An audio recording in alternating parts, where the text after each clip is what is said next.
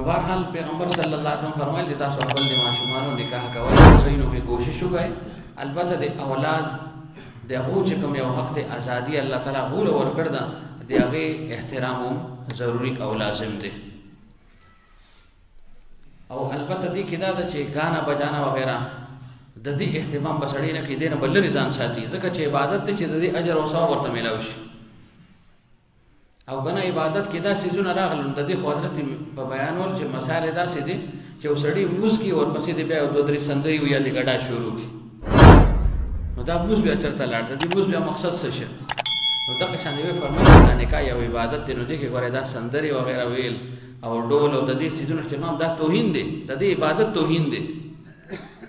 موږ توهین کو خوشحالي ګورته او بلوم ځان سره پدې کې شامل شو راځه ته ما سره دې کې شامل شو نو داسې محافلو کې شرکت ناجایز ده بالکل لتتلل بالکل ناجایز ده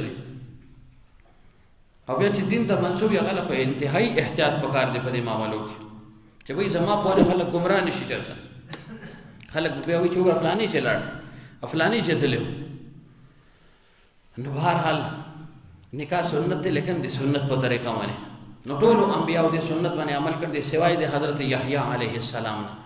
چې هغه د الله تعالی د خشیت دم ته غلبه او چې دې طرف ته دی غوړو خیال نو سید او حسورا بالکل دې طرف نه بیغم واغه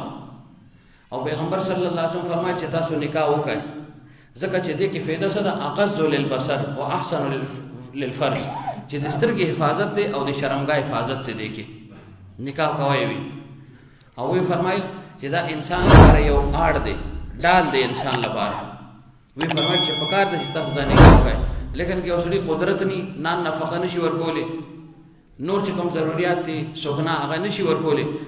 یا څه حالات داسې چې دې نکاح نشي کولای نو فرمایي چې به دې روزي نشي مسلسل روزو سره هم د شهواني قوت چې کوم دې دا ورورو ماتيږي نو بهرحال عرض به دا کو چې دا د معشوم اخیرنی او هم حق دي چې هغه نکاح وکړي خزه کې وغله لپاره رشتہ ګوري